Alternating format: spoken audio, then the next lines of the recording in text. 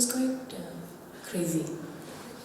На прашањето како беше да се работи со овој режисер, кои се спецификите на неговата работа, односно спецификите на неговиот однос со актерите, таа кажам,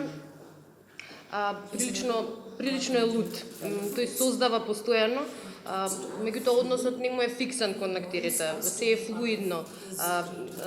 Тој сака да сме дел од креативниот процес.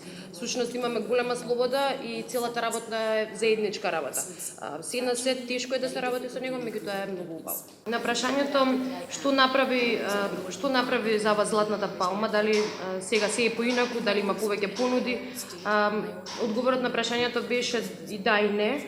Да, затоа што сега повеќе ме знаат во мојата земја, во моето општество, повеќе ме знаат како театарски актер, токму поради наградата, но и сепак не, бидејќи луѓето велеа дека ќе почне телефонот да звони без престан, меѓутоа сепак тоа не е баш така. И уште нешто, токму вчера, баш поради Златната палма, вчера прочитав во еден весник дека не баш дека ме демнат, но сепак ме имаат на око и чекаат да видат, всушност сакаат да видат дали да проверат дали сум ја заслужила наградата или Златната палма. На прашањето дали очекувавте успех на филмот, одговорот бидејќи беше не.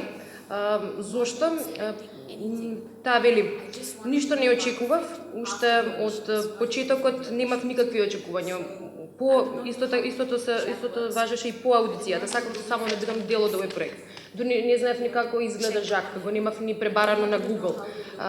Едноставно не очекував ништо, сакав допрва да видам како ќе изгледа процесот и работата, како ќе се немав никакви предрасуди, не сакав да влезам со предрасуди. На прашањето дали можеби тоа било така за да не се соочи подоцна со разочарување, одговорот беше дека таа вели, сакав едноставно да бидам отворена на се, да бидам подготвена на се. Не само на аплаузите со кои што се соочуваме, туку и да бидам подготвена и на негативни реакции, кои што иако досега ги немам. И ваквиот пристап е убав, е природен и пожелен за еден уметник и за еден актер. На прашањето како се подготвивте за улогата, одговорот беше не знам, наискрено не знам, покрај тоа што филмот е нов медиум за мене, ова беше моја прва улога во долгометражен филм. Сепак има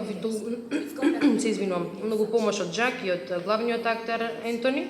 Сепак сметам дека театарот и изучувањето и обуката и искуството во театарот ми допринесе и ми помогна да ја створам, да ја направам улогата, бидејќи јас немав такво искуство како ликот. Ниту сум од Шри-Ланка, ниту сум доживеала војна, а сепак успеав да ја изградам улогата.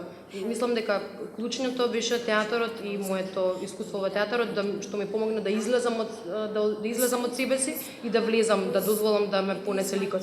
Иако звучи малку филозофски, јас навистина верувам во тоа. Навистина верувам дека магијата која што ја има театарот ми помогна да ја создадам улогата. Ништо не беше филмски наместен, направен филмски сет, се беше вистинско, беше снимен во вистинско предградие на Париз, Ла Кудре во Пуаси, со луѓе кои што живееја таму. Имаше одреден напуштен дел, односно напуштен стан во кој што снимавме, меѓутоа животот течеше понатаму, луѓето живееја таму. Прашањето беше какви беа реакциите на луѓето кои што живееат таму. Реакциите беа мешани, имаше различни реакции, некои беа фини со нас, беа љубезни со нас, меѓутоа имаше и луѓе кои што можеби не беа отворено непријателски настроени кон нас, но сепак не беа пресреќни што ќе се прикаже нивниот живот на некој негативен, да речеме, начин.